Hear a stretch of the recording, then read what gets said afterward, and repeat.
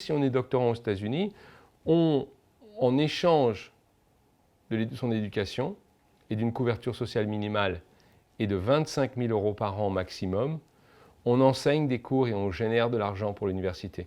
Et on n'a pas le droit de se syndiquer. Et là, les combats, c'est tout autour de ça.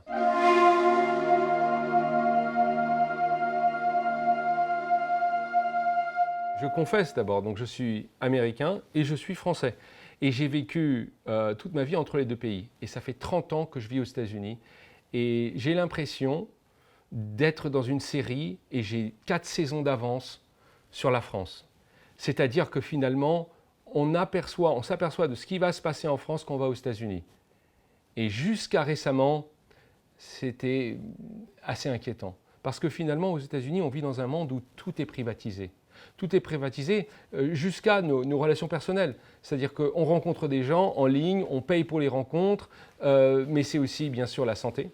Moi, j'ai des amis médecins qui me racontent que, en fait, ils ne soignent pas juste leurs patients, ils les blessent.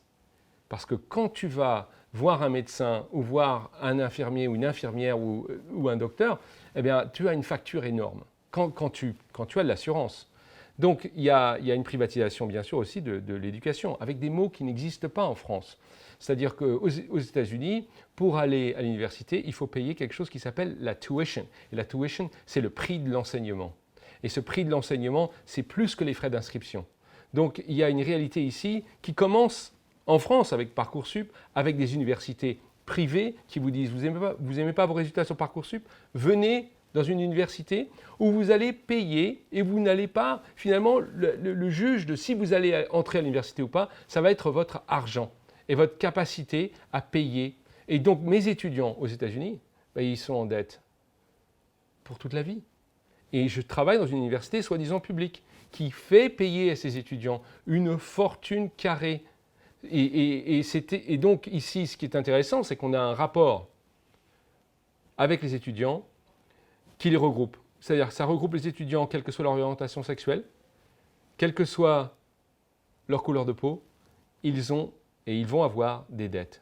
Et donc il y a une atmosphère complètement différente ici. Pour les doctorants, pour les universitaires, si on veut devenir universitaire, il faut avoir une thèse. Comment ça se passe aux États-Unis? Là aussi, la privatisation bat son plein. C'est-à-dire qu'en échange d'un tout petit salaire, 25 000 $ environ, approximativement, on est obligé d'enseigner des cours. Et on enseigne ces cours, et avec cet enseignement, on peut suivre les cours, entre guillemets, gratuitement. Et donc, on ne peut pas vivre avec 25 000 $ avec les coûts dans la plupart des universités américaines. Et il y a eu un combat qui a commencé dans les années 90 à NYU, donc New York University, une des grandes universités new-yorkaises. Et ce combat, c'est un combat pour pouvoir se syndiquer. Et c'est en train de réussir maintenant. Et les demandes, donc des syndicats de doctorants, d'abord ils peuvent se syndiquer. Et à Columbia récemment, il y a eu des victoires. Il y a eu, alors après je vais sauter sur les syndicats automobiles, UAW. Et l'UAW, il y a une énorme grève en ce moment. C'est une grève qui se passe à Ford. C'est une grève qui se passe à ceux qui font les Jeep et les Chryslers. Et c'est une grève qui se passe à General Motors. Et les demandes sont extraordinaires.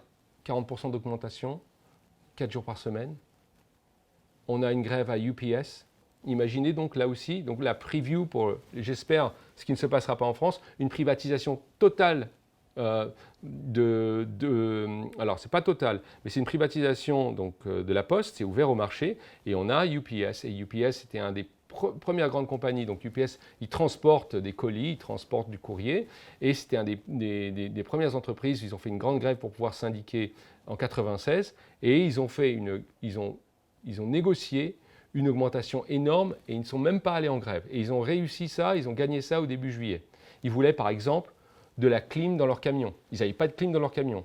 Les gens qui travaillaient à temps partiel avaient été payés absolument au lance-pierre. Et donc ces combats commencent, ces combats se gagnent. C'est-à-dire, à Hollywood par exemple, il y a eu une grève des acteurs, il y a une grève des écrivains, des scénaristes. Les scénaristes ont gagné. Pas encore les acteurs, mais ils tiennent bon. Alors, la discussion, c'est-à-dire les éléments de langage des syndiqués, c'est on vit dans un pays où il y a des milliardaires, où il y a des CEOs, des PDG, qui se payent, qui font une sieste de 2 heures un jour de semaine, ils ont gagné plus que nous en un an. Et ça vient aussi de la campagne de Biden en 2016 et après en 2020, qui est axée sur un message extrêmement simple, c'est-à-dire qu'on ne devrait pas mourir parce qu'on ne peut pas payer son insuline, on ne devrait pas avoir des dettes toute sa vie parce qu'on a fait des études, et il ne devrait pas y avoir des gens qui sont abnormalement riches, des milliardaires, quand d'autres personnes travaillent extrêmement dur et n'arrivent même pas à vivre avec un job. C'est-à-dire qu'aux États-Unis, les gens travaillent 2-3 fois par 2-3 jobs dans leur vie, c'est-à-dire en même temps. Alors, ça, c'est une des premières explications. Avec avant aussi Occupy Wall Street et avec un slogan publicitaire, mais la publicité pour l'autre camp, qui disait « Nous sommes les 99%. » Et ça a été repris par Obama.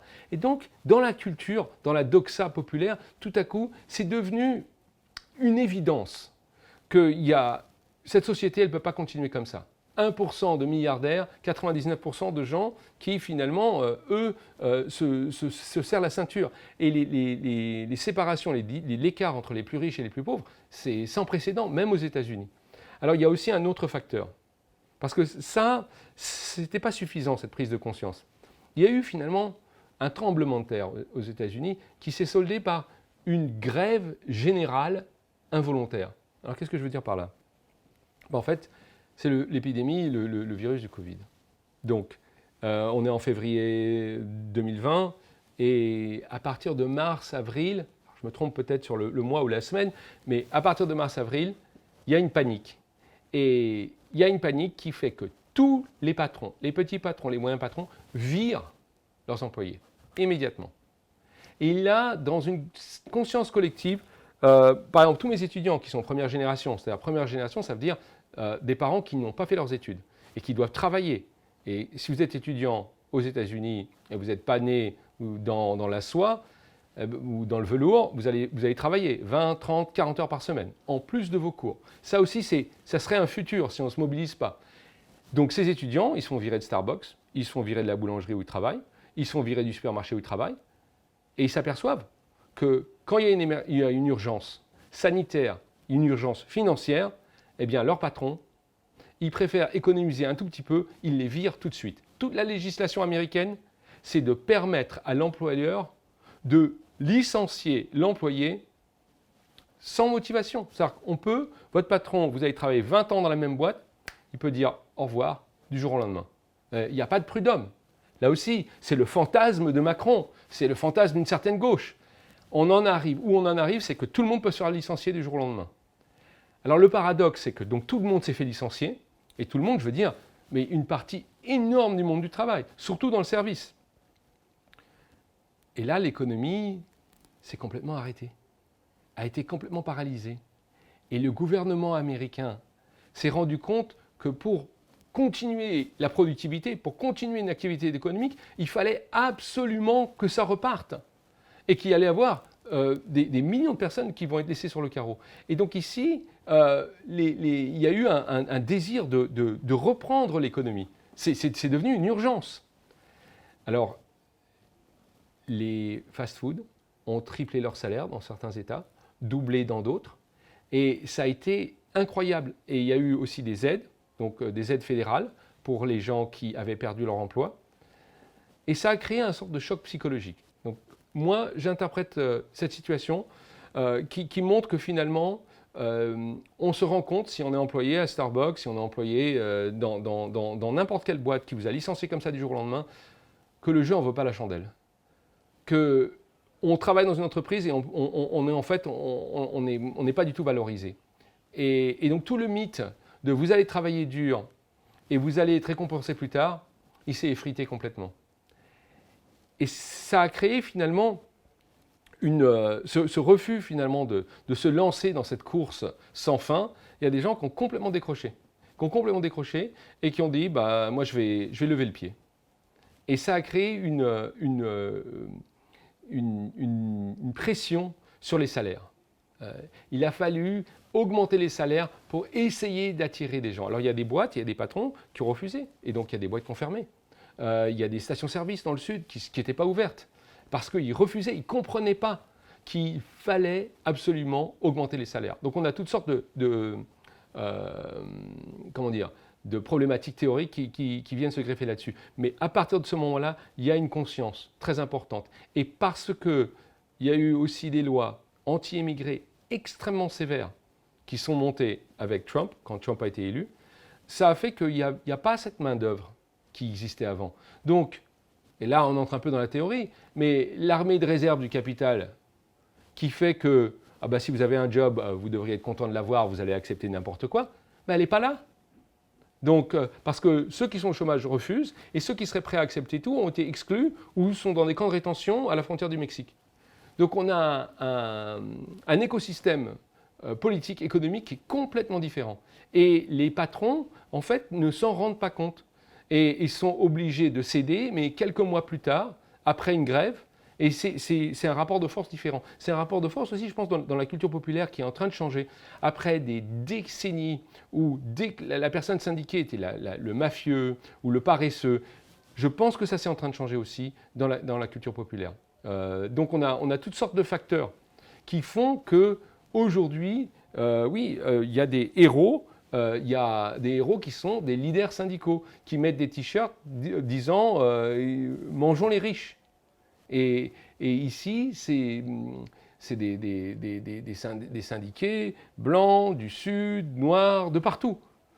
Autre histoire quand même très importante, hein, qui est vraiment ici annonciatrice d'une nouvelle façon de faire du syndicalisme dans une nouvelle économie. Et je veux parler d'Amazon. Et Amazon, donc ils ont des hangars, hein, je pense qu'on dit ça, des hangars où ils enveloppent leurs paquets, etc. Et là, c'est Dickens. C'est du Fordisme. Et les gens ont des ordinateurs attachés, il y a des caméras, on ne peut pas aller aux toilettes trop longtemps, on a certaines pauses. Et c'est donc extrêmement dur, avec des cadences extrêmement dures. Et ils ont essayé de se syndiquer. Et il y a un jeune Afro-Américain qui s'appelle Chris Smalls qui a essayé de créer un syndicat dans le hangar le plus grand qui est à JFK, qui s'appelle JFK 8, qui est donc à l'extérieur, sur une île qui fait partie des 5 grands boroughs de New York. Il a été licencié par Amazon. Il a continué à faire de l'activisme pour que les gens qui travaillent dans son hangar se syndiquent. Et ces gens-là, ça vient de tout le milieu, des immigrés d'Afrique, des Afro-Américains, des Américains blancs, il y a de tout. Et ça a marché. C'est-à-dire qu'ils ont créé leur propre syndicat, malgré le fait que leur leader a été exclu d'Amazon et que Amazon a payé 4 millions de dollars à des publicitaires pour faire des campagnes contre eux. Donc ils ont réussi. Alors Amazon, d'après ce que je sais, ne sont pas encore entrés dans les négociations. Mais ça a créé d'autres initiatives. Et pas juste à Amazon, aussi dans les magasins Apple. Donc c'est toute la nouvelle économie ici. Et dans les Starbucks. Et dans les Starbucks, même chose. Les gens ont fait des tentatives pour syndiquer. C'est beaucoup plus difficile parce qu'il y a un manque d'expérience. Les syndicats traditionnels comme l'UAW, comme les syndicats d'acteurs et les syndicats d'écrivains à Hollywood, bon, ils ont plus d'expérience, ils ont plus de bouteilles, ça marche mieux. Mais il y a aussi donc une nouvelle génération de travailleurs précaires qui réclament des contrats et qui réclament le droit de se syndiquer. On est dans un univers complètement différent et avec le syndicalisme est aussi beaucoup moins politisé d'une certaine façon aux États-Unis. C'est-à-dire que, en France, tout le monde connaît Martinez, tout le monde connaît ses personnalités, avec, en tout cas, ce sont des personnages publics et ce sont, les prononcements du leadership ont une importance qu'elles n'ont pas vraiment aux États-Unis. Aux États-Unis, c'est vraiment à la base. Et c'est en train je pense que c'est en train de grandir. Alors, une autre chose, pourquoi le mouvement est en train d'être pris sérieusement, c'est qu'il y a eu aussi des défaites. Il y a eu un grand préavis de grève pour les cheminots. Et je pense que c'était il y a environ 2 ans ou 1 an et demi. Et cette grève, elle allait bloquer toute l'économie. Et elle allait être gagnée par les cheminots. Qu'est-ce que Biden a fait? Biden, le démocrate, il a fait voter une loi par sa majorité à la Chambre pour faire que cette grève-là devienne illégale. Et donc, il a vraiment donné un coup de poignard dans le dos au mouvement ouvrier à ce moment-là. Qu'est-ce qu'il a fait pour la grève des United Auto Workers? Là, juste qui est en train d'avoir lieu. Il est allé au piquet de grève et il a serré la main des grévistes. Alors, entre les deux, on peut être sûr qu'il y a eu un paquet de sondages pour voir que cette politique anti-ouvrière allait favoriser en fait Trump, si les démocrates sont anti-ouvriers, et surtout, l'échéance électorale s'approche.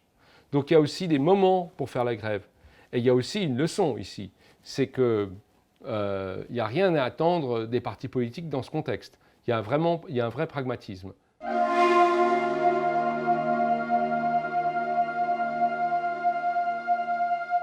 Black Lives Matter, il n'y avait pas d'articulation précise par rapport au mouvement ouvrier, mais on peut le regretter. Black Lives Matter, ce qui était intéressant, c'est qu'il y avait ici, c'était des manifestations mixtes, avec des étudiants, des citoyens blancs, avec bien sûr des Afro-Américains, mais le lien économique, il y a certaines personnalités qui le font, bien sûr, Biden, il y a Cornel West, qui est un universitaire américain et un philosophe afro-américain qui fait campagne pour la présidentielle. Et donc, mais il y a une problématique, c'est très dangereux aux États-Unis de faire le lien entre les problématiques identitaires, le fait que les États-Unis finalement sont devenus ce qu'ils sont maintenant, cette puissance économique, aussi parce qu'ils ont exploité et ils ont mis en esclavage des personnes pendant des centaines d'années. Et de faire ce lien, et d'essayer de faire le lien entre l'oppression raciale qui caractérise les États-Unis et l'oppression économique, MLK, Martin Luther King, l'a fait. C'était un de ses derniers speeches. Est-ce qu'on peut dire qu'il en est mort? En tout cas, il a été assassiné pas longtemps plus tard. Donc, c'est très difficile. Il y a un philosophe allemand qui a écrit un petit livre qui s'appelait « Pourquoi est-ce qu'il n'y avait pas de socialisme aux États-Unis » C'était publié dans les années 20. Et la réponse, je vous fais le résumé rapide, parce qu'il y a 150 pages, c'est la race. Et on pense à Ernest Renan, qui dit une nation qui ne colonise pas est vouée au socialisme, mais que finalement c'est la création d'un groupe artificiel qui devient bien réel, cette oppression bien sûr, pour diviser. Et les États-Unis, c'est vraiment emblématique. Donc je pense qu'en ce moment, ce qui donne espoir, c'est les photos qu'on voit de la grève à l'UAW, donc le United Auto Workers. Et il y a des Afro-Américains, des Blancs, qui sont ensemble, qui font grève, qui travaillent. Ça, c'est à partir de ce moment-là, à partir de ces combats communs qui vont transcender la race et les combats aussi contre les dettes estudiantines, où les étudiants se retrouvent et là, ils sont tous des pigeons des universités et des banques qui leur volent leur espoir pour un meilleur futur. Et je pense que c'est à travers finalement des moments d'union sociale que les gens vont peut-être pouvoir se retrouver. Mais c'est très très dur par rapport à ça. Et je pense que pour répondre à ta question, juste pour terminer en répondant, il y a très peu de liens. Black Lives Matter, c'était vraiment une réaction à un moment très particulier où la violence systématique des policiers américains et leur impunité a été filmée.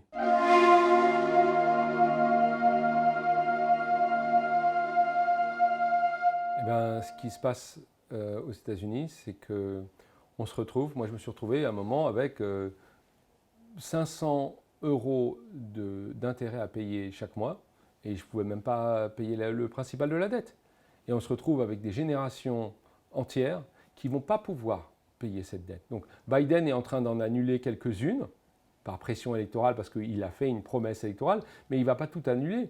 Et la Cour suprême des États-Unis, qui est complètement liée et corrompue par les instances, par les multinationales, les corporations, ils annulent les décrets de Biden. En fait, ce qui se passe, c'est qu'il y a une génération qui va terminer ses études et va être en dette. Ça veut dire quoi? Ça veut dire d'abord qu'on ne peut pas acheter de maison. Déjà, c'est déjà assez dur. On ne va pas pouvoir acheter de voiture. Ça va être un précariat. Et puis, si on a un boulot qui paye bien mais qu'on n'aime pas, on prend le boulot qu'on n'aime pas, je veux dire, et qui paye. C'est-à-dire que ça va complètement orienter les gens dans le système. Et bon, je connais des dizaines de personnes dans les gens que je connais qui sont démoralisés, enfin, qui sont dans une prison ici, parce qu'on n'a plus de futur financier, on n'a plus de possibilité de stabilité. Et ça, c'est un désastre. Ce n'est pas possible, en fait, de rembourser ces dettes. Donc, il faut absolument les annuler. On va dans le mur. Et ça, c'est aussi un projet de Macron, c'est de privatiser les retraites aussi. Et donc les retraites sont indexées sur le marché. Donc si le marché va bien, ça va. vous êtes parti pour prendre votre retraite à 68 ans, parce que c'est ça aux États-Unis, ou 70 ans, et le marché tombe, vos actions, c'est-à-dire votre retraite tombe aussi, il faut que vous continuiez à travailler. Donc le tout privatisé, c'est une vie où on passe sa vie à travailler, et on ne choisit pas son travail, et on aura des dettes pour le reste de sa vie. Ça, c'est le quotidien d'une dizaine de millions d'Américains. C'est à ça que ça mène. Alors évidemment, si vous avez des actions et vous pouvez gagner vos revenus en actions, c'est un miracle, ça marche très bien.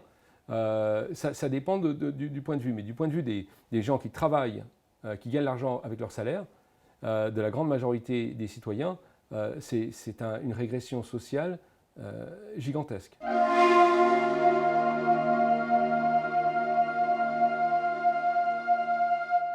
Mais je pense que oui. Enfin, je pense que c'est vraiment, tu touches au point le plus important. C'est une question finalement de morale. Est-ce qu'on a la pêche? Est-ce qu'on a le moral?